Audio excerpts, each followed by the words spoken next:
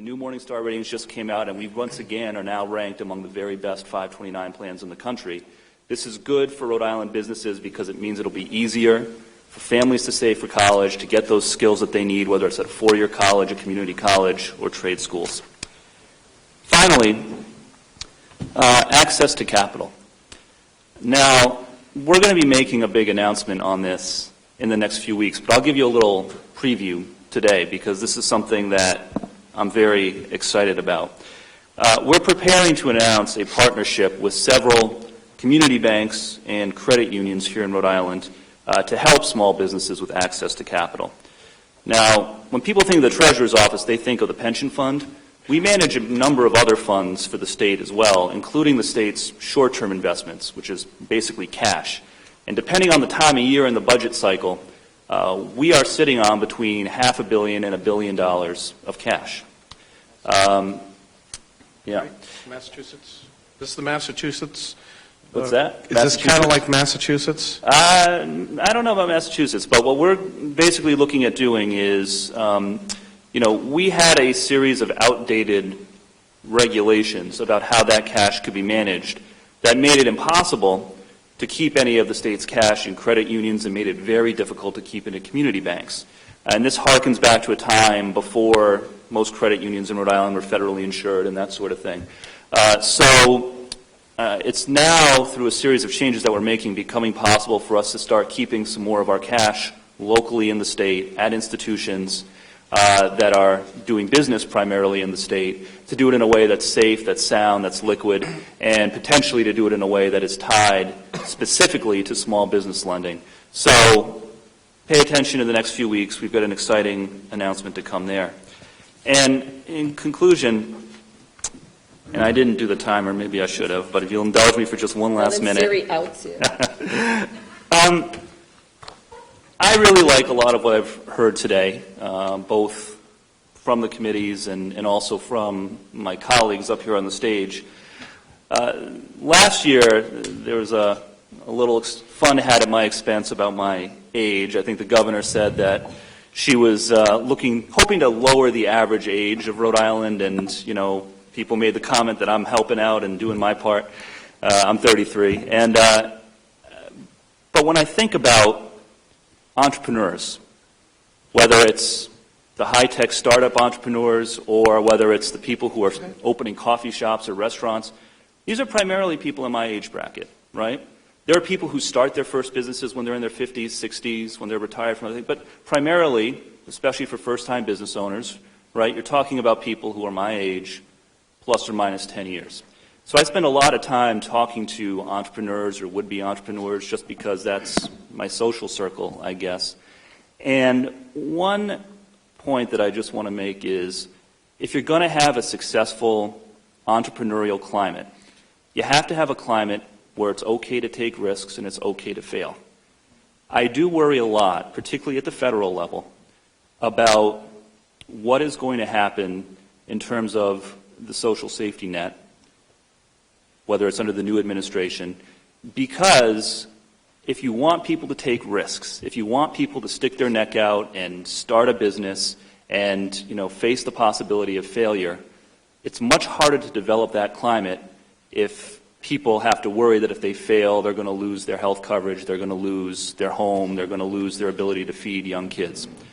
So I would just encourage everyone, and by the way, if there is a push to have states take on more of these responsibilities as opposed to the federal government, small states like Rhode Island are going to have a much harder time doing that, right?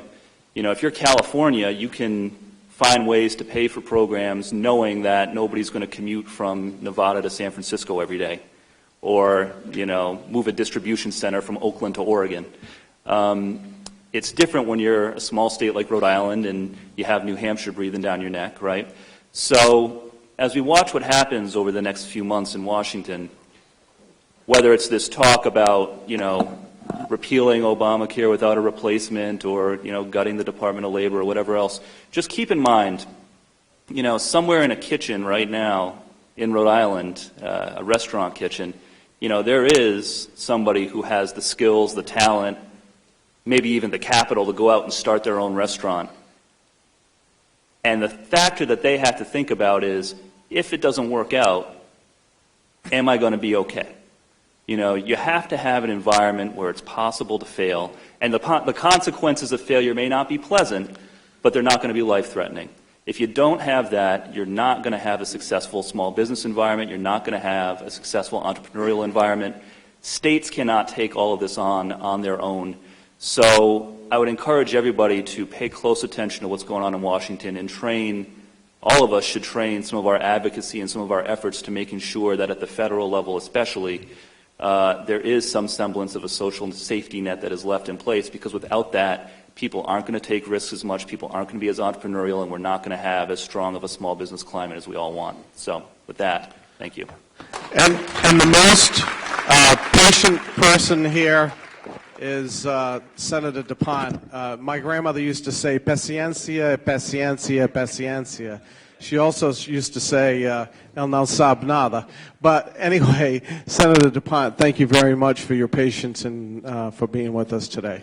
No, thank you very much, and I'm gonna be brief. But I just wanted to first, thank the SBA for their leadership in putting this on, and thank Bryant for hosting it, in particular President Makeley.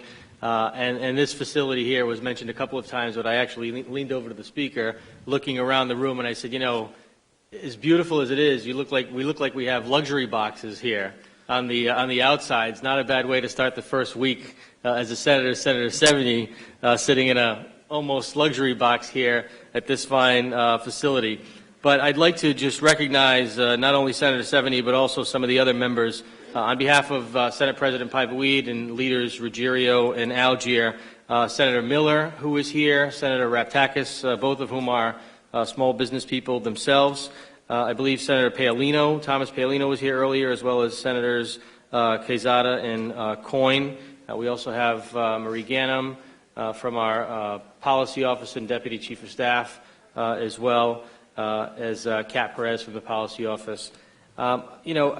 A lot of the things that were discussed earlier and some of the accomplishments that have taken place over the last several years are really results of the input, not just in settings like this, but folks like yourselves, folks that are on the front lines every day, trying to figure out a way to make it better, a way to make it more efficiently. And I think by and large we've listened, and I think we've acted.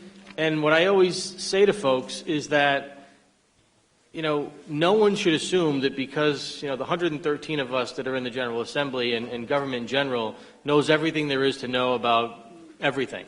Last week I had a gentleman in my office, just to give you an example, who holds a master's license in refrigeration and HVAC, and he bought a metal fabrication company. Now, he's been in business for 30-some-odd years in his HVAC operation, and now he's required to go and sit for 8 hours at the contractor registration board because he's assuming that contractor's registration license. Well, someone like him who's been in business and has a master's license in a trade for 30 years should be exempt from having to do that, which is actually going to be one of the pieces of legislation that I asked to get drafted already for folks that have those licenses to not have to, in effect, waste a day's work to sit and listen to what they were already examined on and passed.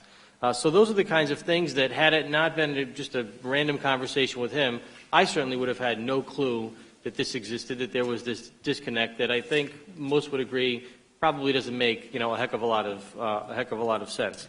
So I think what you can expect from the Senate is what you've seen in the past. We're willing to listen. We're willing to certainly think outside the box and to act in those things that just make sense to continue to move Rhode Island forward in partnership with the House and in partnership with the administration. We're all in this together. And the one thing I just wanted to mention, and it was the Treasurer mentioned and stole a little bit of the thunder, but what I'd like to incorporate and will be our part of our position in the whole process, specifically in the Senate Finance Committee, is to continue to be bold, continue to think outside the box, continue to address some of the things that that we've talked about in terms of removing burdens, some of the tax burdens, But also, given the uncertainty in Washington, not knowing what to expect tomorrow even, I think whatever it is that we're going to do and be bold with, we at the same time need to prepare ourselves and have in place Plan B and contingencies if we do get blindsided with surprises that no one was expecting.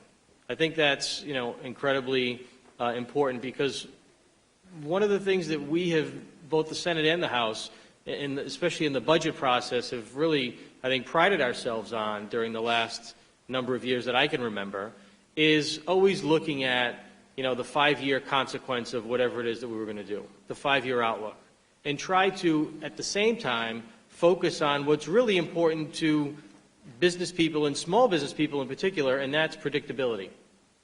And the dynamic, unfortunately, that I think we're in is that we are taking the steps to try to be and promote policies that are as predictable as possible with what's in our control, but yet we've got this unpredictability in Washington and what may come our way. And so I think from our perspective, that's going to be a priority as we continue to discuss and we continue to talk and continue to promote and pass policies and legislations that are going to support, what we need to happen. We also need to be responsible and prepare for the unexpected that may come. But to all of you, thank you for what you do. Thank you for your participation, your time and attention, and also, and lastly, please continue to give us your input, your suggestions, and your experiences in finding better ways to do things. So thank you all very much. Thank you very much, Senator DuPont. Thank you to all of you here for everything that you've done. And I know many of you have been looking at your iPhones. Just keep the people in Fort Lauderdale. There's multiple shooting at Fort Lauderdale International Airport. There are multiple deaths there. Just keep the people in Fort Lauderdale and the people at the airport in your thoughts and prayers. Thank you, and have a great day, people.